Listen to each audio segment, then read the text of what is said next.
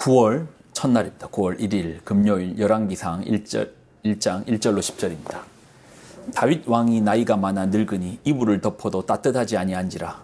그의 시종들이 왕께 아뢰되 우리 주 왕을 위하여 젊은 처녀 하나를 구하여 그로 왕을 받들어 모시게 하고 왕의 품에 누워 우리 주 왕으로 따뜻하시게 하리이다 하고 이스라엘 사방 영토 내에 아리따운 처녀를 구하던 중 수넴 여자 아비삭을 얻어 왕께 데려왔으니 이 처녀는 심히 아름다워 그가 왕을 받들어 시중 들었으나 왕이 잠자리는 같이 하지 아니하였더라. 그때에 학깃의 아들 아도니아가 스스로 높여서 이르기를 내가 왕이 되리라 하고 자기를 위하여 병거와 기병과 호위병 50명을 준비하니 그는 압살롬 다음에 태어난 자요 용모가 심히 준수한 자라. 그의 아버지가 내가 어찌하여 그리하였느냐고 하는 말로 한 번도 그를 섭섭하게 한 일이 없었더라. 아도니아가 스루야의 아들 요압과 제사장 아비아달과 모이하니 그들이 따르고 도우나 제사장 사독과 여호야다의 아들 브나야와 선지자 나단과 시므이와 레이와 다윗의 용사들은 아도니아와 같이 하지 아니하였더라. 아도니아가 에느로겔 근방 소헬렐 바위 곁에서 양과 소와 살찐 송아지를 잡고 왕자 곧 자기의 모든 동생과 왕의 신하된 유다 모든 사람을 다 청하였으나 선지자 나단과 브나야와 용사들과 자기 동생 솔로몬은 청하지 아니하였더라. 아멘. 기도하겠습니다. 하나님, 새롭게 시작하는 열왕기의 말씀을 통하여서 하나님의 일하신 그 경륜을 우리가 바라보게 하여 주옵소서. 영광을 드립니다. 예수님의 이름으로 기도드립나이다. 아멘.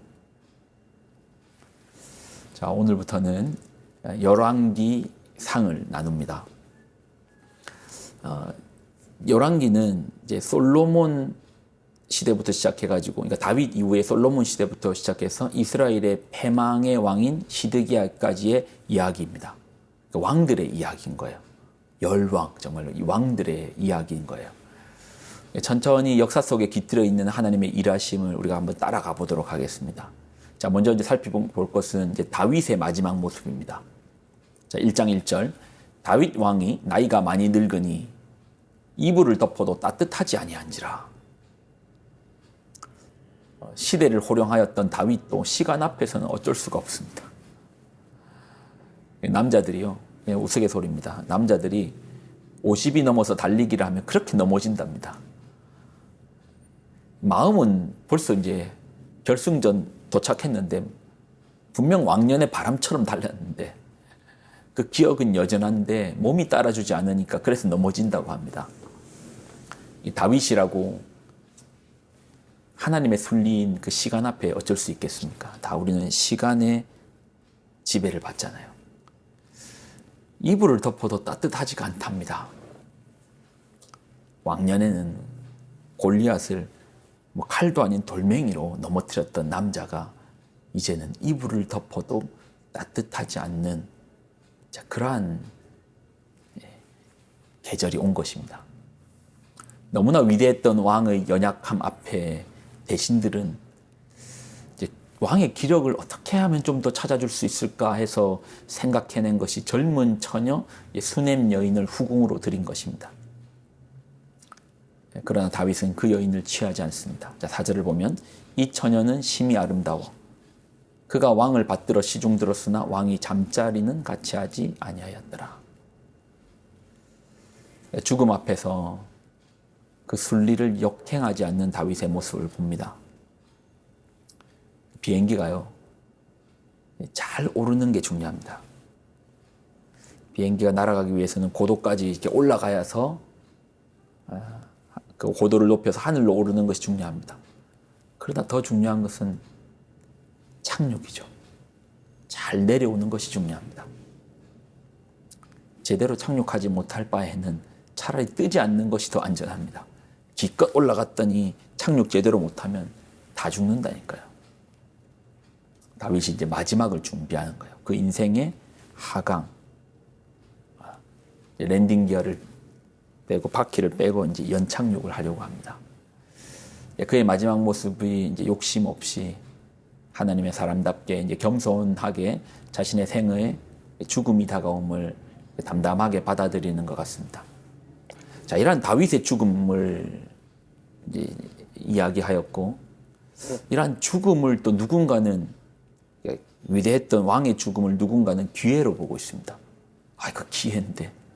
너무나 강력했던 왕이 딱 버티고 있으니 꼼짝하지 못했던 다윗의 아들 아도니아가 이제 움직이기 시작합니다. 아, 이거 기회인데 하며 덤벼들기 시작하는 거예요. 자, 5절을 보면 그때에 핫깃의 아들 아도니아가 스스로 높여서 이르기를 내가 왕이 되리라 하고 자기를 위하여 병거와 기병과 호위병 50명을 준비하니. 아도니아는 다윗의 넷째입니다. 왕자입니다. 위로는 형들이 3명이 있습니다. 이제 적장자인 암논도 있고, 그런데 이제 다른 아들이었던 압살롬이 암논을 죽여요. 그러니까 압살롬은 셋째거든요. 그리고 압살롬도 반역으로 죽었습니다. 그러니 위에 형들이 스스로 자멸했습니다. 그리고 자기가 나에게도 기회가 오겠는데 넷째인 그가 왕이 되려고 합니다.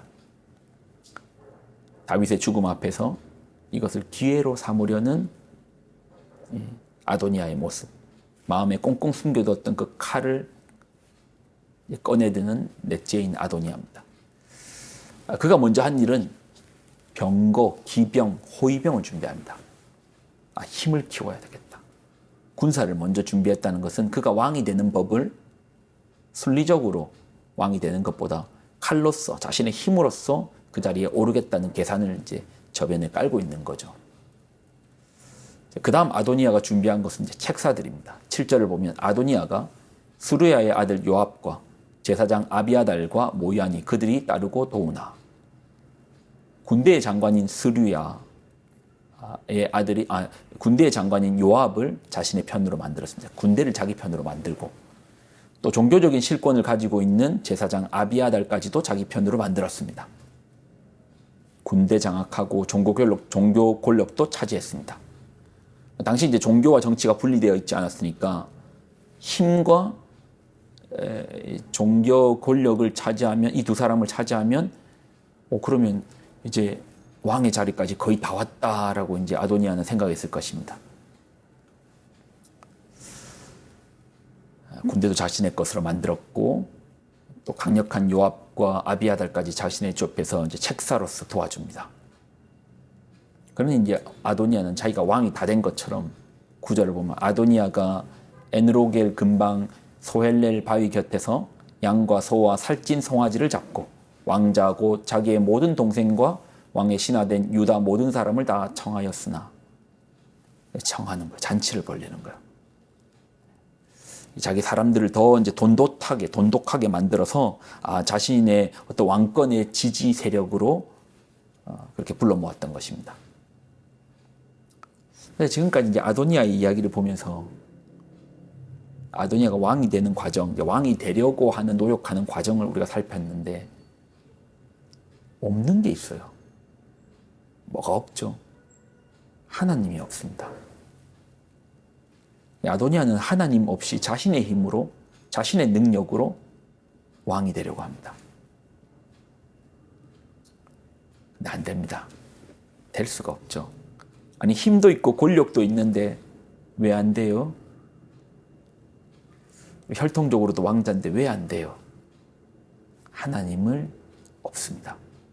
아도니아는 이 왕으로 나아가는 과정 가운데 하나님께 허락을 구하지도 않았고 하나님의 도움을 구하지도 않았으며 하나님께 찾아가지도 않았습니다.